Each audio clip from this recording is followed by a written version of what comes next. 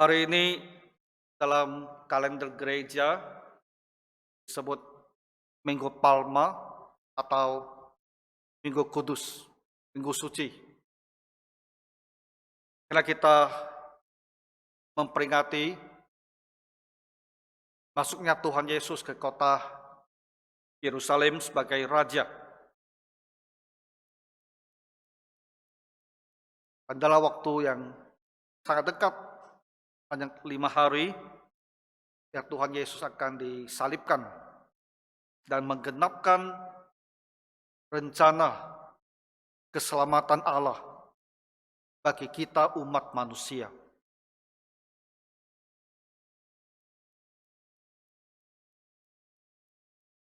Di Minggu Palma ini, Tuhan Yesus masuk ke kota Yerusalem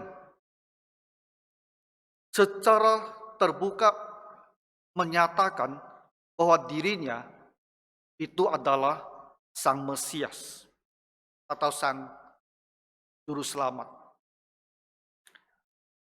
Kita harus melihat peristiwa ini dalam konteks yang seluas-luasnya, supaya kita bisa memahami signifikansi atau arti penting dari peristiwa tersebut.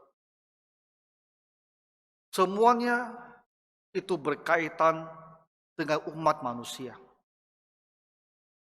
Dengan umat manusia di seluruh dunia.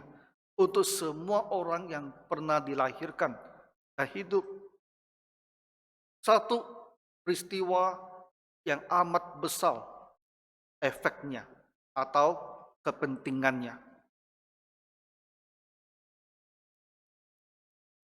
Manusia berdosa sejak Nabi Adam. Keturunannya Kain, Habel, Set, dan anak-anak mereka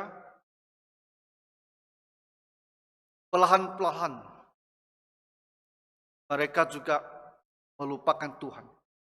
Tapi selalu ada satu garis keturunan Set yang selalu ingat dan beribadah kepada Tuhan.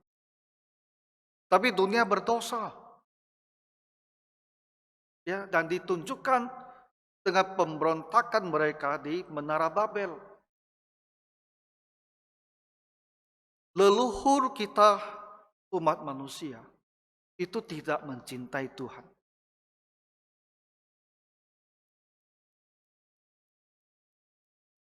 Manusia itu adalah manusia yang durhaka. Diciptakan oleh Tuhan, tetapi tidak mengasihi Tuhan. Hatinya selalu menolak Tuhan, memberontak terhadap Tuhan. Itulah manusia.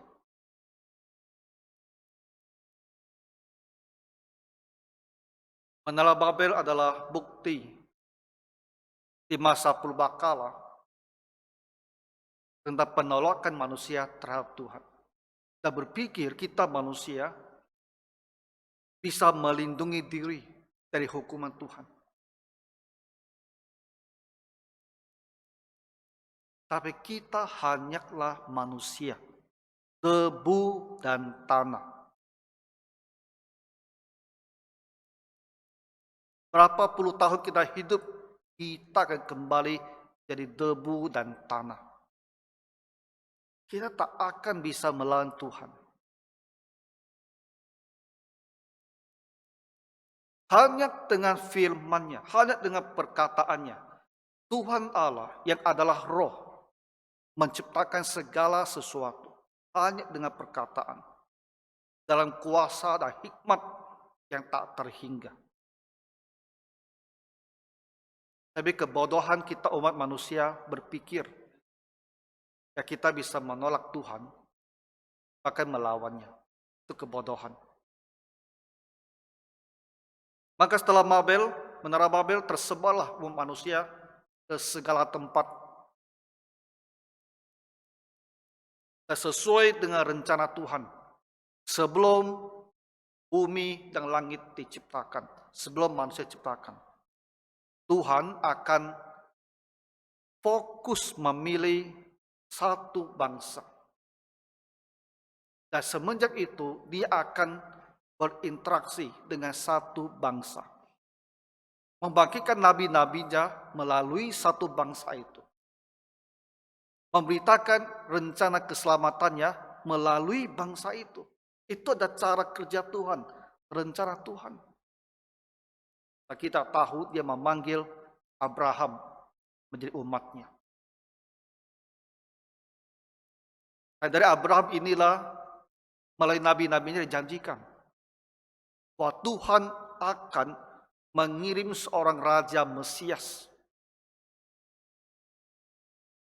yang maknanya itu sama, adalah seorang juru selamat untuk orang Israel dan juga untuk kita semua, untuk seluruh umat manusia. Nah, jadi Bapak Ibu, kita harus melihat sejarah seperti ini. Melihat melalui kacamata kitab suci, masa lalu, apa yang terjadi, bagaimana perkembangannya, dan menempatkan diri kita ada di mana. Kita semua adalah bagian dari bangsa yang menolak Tuhan.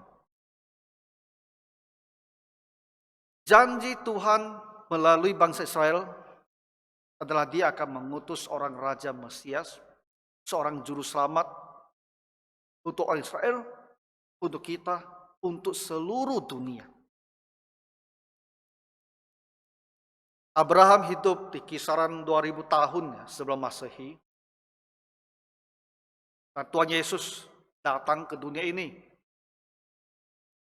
Lahir sekitar 4 atau 5 sebelum Masehi. Jadi sekitar 2000 tahun dari Abraham. Setelah janji itu diberikan, ya Tuhan Yesus lahir. Dan Tuhan Yesus lahir sampai sekarang pun sudah kurang lebih 2000 tahun juga. Tuhan Yesus pada Minggu Palma, dia secara terbuka menunjukkan bahwa dia itulah Raja Mesias yang dijanjikan itu. Raja Mesias Juru Selamat yang dijanjikan Allah dari masa dahulu kala. Sekarang telah datang. Nubuat itu telah digenapi. Dan Tuhan Yesus mau orang Israel pada Minggu Palma itu melihat dengan jelas bahwa dialah yang dimaksudkan oleh Tuhan Allah ketika dinubuatkan tentang kelahiran Sang Mesias ini. Yerusalem adalah ibu kota. Maka di Minggu Palma, Tuhan Yesus masuk ke dalam kota Yerusalem. Masuk ke ibu kota, pusat kerajaan. Dan sesuai dengan nubuat di kitab Zakaria, pasal 9 ayat ke-9. Bahwa raja itu akan datang dan dia tidak akan naik seekor kuda. Dia tidak naik kereta kuda. Dia tidak akan masuk di dalam kebesaran seorang raja. Tapi dia akan masuk dengan mengendarai seekor keledai. Yang menunjukkan kelemah lembutan. Jadi ketika Tuhan Yesus pada Minggu Palma, dia sengaja mengambil keledai muda. Dan dia naik keledai itu dan masuk ke kota Yerusalem. Dia lagi membuat sebuah statement. Dia lagi menyatakan kepada semua orang banyak, aku inilah Raja Mesias yang telah dinubuatkan. Sekarang itu telah terjadi, akulah Raja itu. Orang-orang banyak, mereka juga menyadari apa yang dimaksudkan oleh Tuhan Yesus. Karena kita membaca bahwa mereka mengambil ranting-ranting, mereka mengambil baju mereka alaskan ke atas keledai itu, mereka alaskan juga di jalan, sehingga Tuhan Yesus melewatinya. Nah, bagi kita, mungkin kita tidak paham kenapa harus membuka baju mereka dan meletakkan di jalanan supaya tulis lewat. Kita bukan orang Israel, kita tak memahami budaya negeri mereka. Tapi di dalam kitab suci, kita mempunyai contoh. Ketika Yehu dilantik menjadi raja. Nah, kita melihat hal yang sama terjadi. Di kitab Dua Raja-Raja, apa yang kita baca di situ? Dua Raja-Raja pasal 9 ayat 13 ditulis demikian. Segeralah mereka masing-masing mengambil pakaiannya dan membentangkannya di hadapan kakinya. Begitu saja di atas tangga. Kemudian mereka meniup sangkakala serta berseru, Yehu Raja. Jadi satu ayat di dalam kitab Raja-Raja ini memberikan kita petunjuk untuk memahami kenapa orang banyak di hari Minggu Palma itu membuka baju mereka dan meletakkan di jalan. Karena di dalam budaya orang Israel, ya budaya kerajaan mereka, ketika raja itu dilantik ada sukacita yang besar dan cara mereka mengungkapkan kegembiraan itu adalah membuka baju mereka lalu membentangkannya di hadapan kakinya supaya dia lewat di atas bentangan baju mereka. Nah, jadi kitab Dua Raja ini membukakan rahasianya atau mengungkapkan kita pemahaman, penjelasan. Kenapa pada hari Minggu Palma itu orang banyak juga berbuat demikian. Karena mereka memandang Tuhan Yesus sebagai Raja. Mereka menyambut dia sebagai Raja. Nah, jadi hal yang perlu kita catat ya Bapak Ibu. Arti penting dari masuknya Tuhan Yesus ke kota Yerusalem pada hari itu adalah ini. Bahwa dia secara terbuka menyatakan dirinya adalah Raja Mesias, Sang Juru Selamat. Ini bukan pertama kali Tuhan Yesus masuk Yerusalem. Tapi sebelumnya dia datang ke Yerusalem untuk melayani, ke bait suci, melayani, mengajar. Tapi kali ini dia masuk dan dia ingin diketahui. Dia ingin mereka semua mengetahui bahwa dialah Raja Mesias yang dinubuatkan itu. Inilah hal penting yang mau diungkapkan oleh Tuhan Yesus kepada orang banyak di Minggu Palma ketika dia sengaja sesuai dengan nubuat Zakaria masuk ke kota itu mengendarai ekor keledai. Ya, dan mereka dibiarkan membentangkan baju untuk menyambutnya. Jadi Bapak Ibu sekalian, dalam konteks yang paling luas kita melihat bahwa di Minggu Palma apa yang Tuhan Allah telah rencanakan bagi manusia.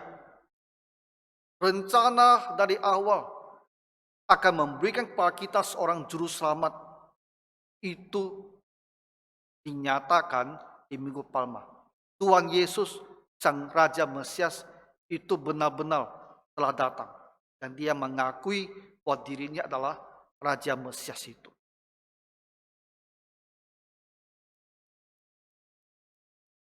Dunia kita ini mempunyai seorang juru selamat.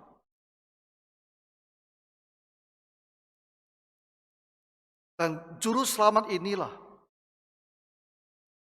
yang akan menyelamatkan kita dari penghukuman yang akan datang.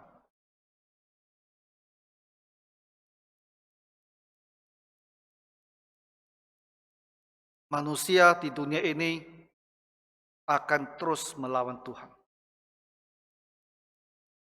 Akan terus melawan Tuhan. Makin hari akan makin terang-terangan melawan Tuhan.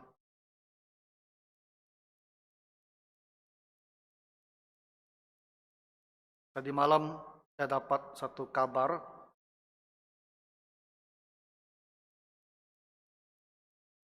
ada sepatu yang dibuat dan didedikasikan untuk setan. Sepatu Nike. didedikasikan untuk setan. Itu sesuatu yang bagus ya. Bawahnya ada lapisan angin kan. Di dalamnya mereka kasih tetes darah. Dan dibuat hanya 666 pasang. Sengaja pakai angka itu. Sengaja. Apa makna 666 itu sangat kontroversial. Tapi orang-orang yang membenci Tuhan, dia sengaja pakai angka itu. Dan angka itu adalah angka daripada antikristus. Nanti kalian cek ke Google. Dijual satu pasang $1.000 lebih. Manusia sengaja melawan Tuhan. Makin hari makin terang-terangan melawan Tuhan. Tapi Bapak Ibu, dunia kita mempunyai juru selamat.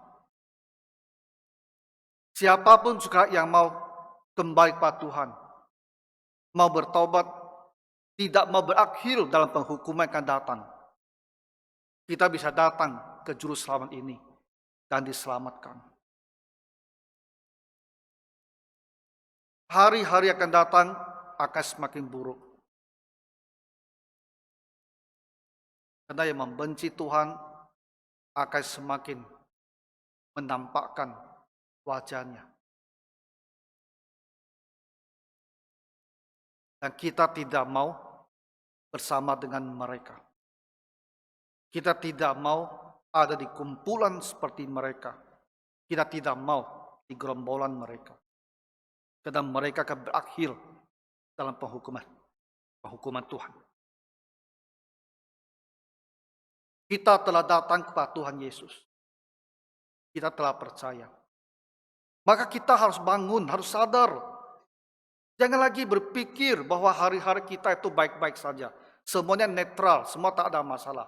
Tidak, hari kita semakin memburuk. Ya, kita harus bangkit dan hidup sungguh-sungguh sebagai orang Kristen. Beribadah sungguh-sungguh. Hidup ikuti Tuhan dengan sungguh-sungguh. Karena hari Tuhan itu semakin dekat.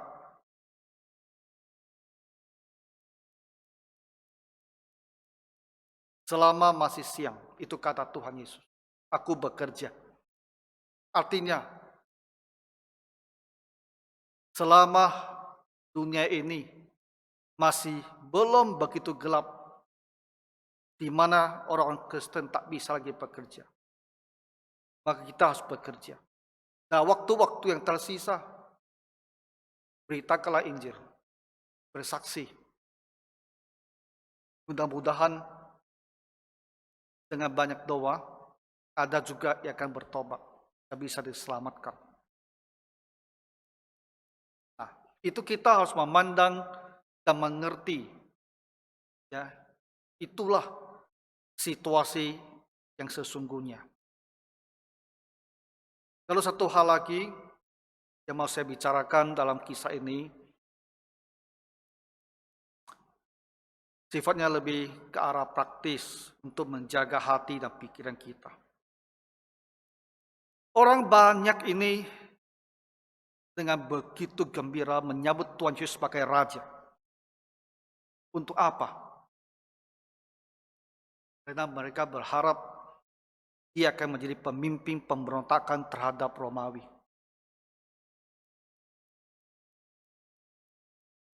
Maka Pilatus ya, di hari 5 hari kemudian, walaupun Pilatus mengesankan bahwa dia mau mencuci tangan dari urusan satu ini, bahwa dia tak berdosa, kelahiran Yesus disalibkan, saya rasa dia sebetulnya gembira. Karena dia adalah wali negeri. Dia adalah utusan dari Kekaisaran Romawi, ya, untuk mengendalikan Yehuda. Dan dia menyaksikan bagaimana seorang Yesus disambut demikian di ibu kota sebagai raja. Dia pasti sangat khawatir bahwa ini bisa timbul pemberontakan. Dia bukan lagi hanya terkemuka populer di Galilea, di wilayah utara sana. Dia sudah sampai di ibu kota, di Yerusalem. Dan orang banyak dikatakan berbondong-bondong yang tak terhitung jumlahnya menyambut dia dalam kemeriahan sedemikian besar. Dia bisa pimpin pemberontakan.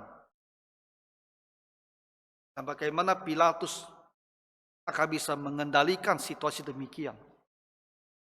Jadi kalau Tuhan Yesus disalibkan, walaupun dia tidak mau dianggap yang memutuskan atau yang berdosa, dalam hatinya saya percaya dia merasa lega sekali. Ya, masalah besar dia terselesaikan oleh orang Yahudi sendiri dengan begitu mudah. Orang banyak itu ingin menjadikan dia raja. Mereka tidak berpikir membutuhkan Tuhan Yesus untuk mengampuni dosa mereka. Itu sama sekali tidak dalam pikiran mereka. Yang mereka inginkan adalah dia memberontak. Mereka bisa merdeka. Mereka bisa bebas. Itu yang mereka inginkan. Yang mereka pikirkan adalah keinginan duniawi ini. Tak ada pemahaman rohani bahwa Tuhan Yesus adalah Raja untuk menyelamatkan kita dari dosa. Tak ada pemahaman demikian. Makanya hanya dalam 5 hari mereka bisa berubah total. Dari menyanjung dia sebagai raja menjadi menyalibkan dia. Berteriak salibkan dia. Berteriak terus salibkan dia. Hanya dalam 5 hari.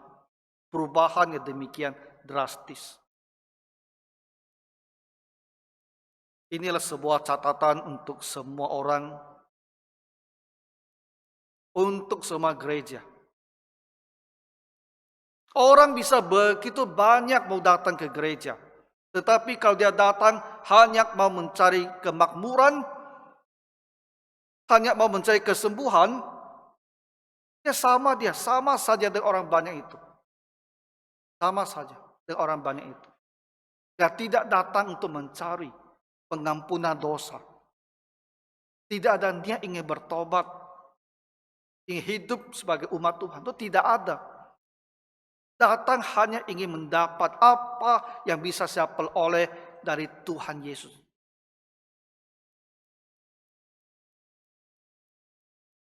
Egois, hanya untuk diri sendiri.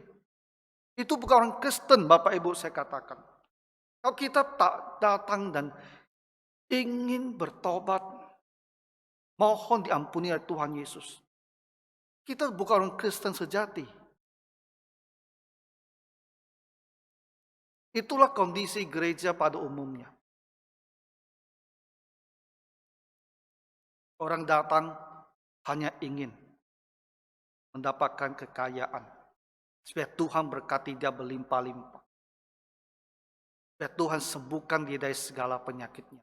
Supaya Tuhan atasi segala masalahnya. Kalau kita hanya sebatas itu, kita bukan Kristen.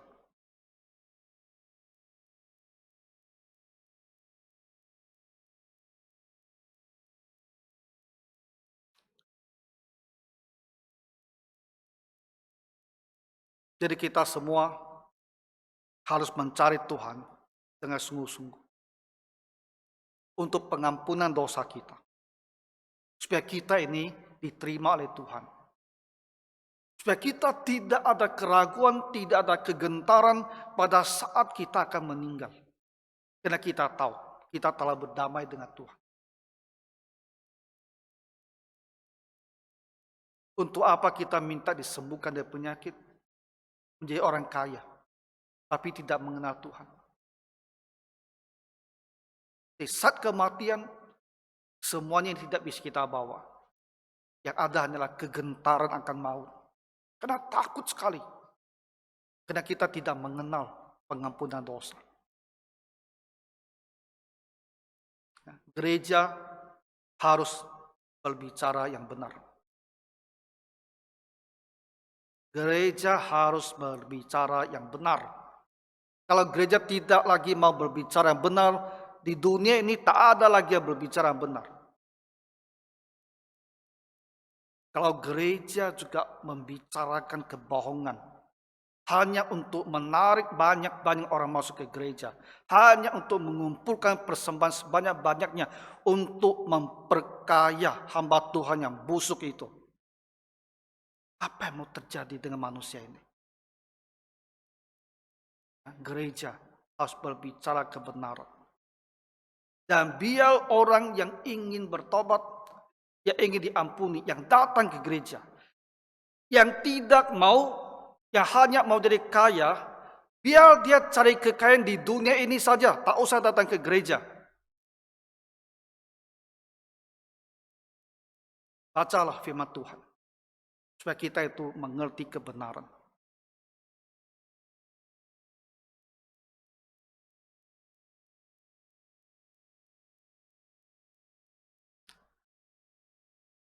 Jumat ini, Jumat Agung. Kita harus mempersiapkan diri untuk datang dan beribadah. Karena kematian Tuhan Yesuslah yang membuat kita bisa hidup. Kalau Tuhan Yesus tidak datang ke dunia ini dan mati di kayu salib, kita semua akan menanggung api neraka dan kebinasaan kekal. Jadi bersyukurlah, Tuhan telah datang dan mau mewakili kita untuk menanggung hukuman dosa ini. Tunjukkan bahwa kita bersyukur pada Tuhan. Jangan jadi orang Kristen yang hanya memikirkan diri sendiri.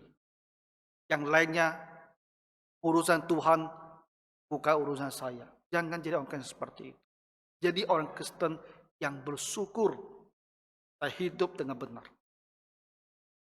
Ya Tuhan kiranya menolong kita semua. Mari berdoa. Tuhan Bapa Surgawi,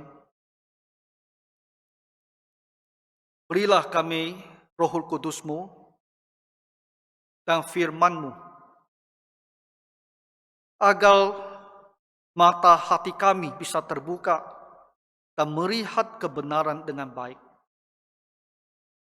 Supaya kami bisa bertobat dan hidup sebagai umat yang bisa berkenan kepadamu. Tuhan Yesus, berkatilah semua umat-Mu ini, dan kami bersama-sama terus mengalami pembaharuan rohani kami. Menjadi umat Tuhan yang semakin mengasihi Tuhan dan dikasihi oleh Tuhan. Dalam nama Tuhan Yesus Kristus kami berdoa. Amin.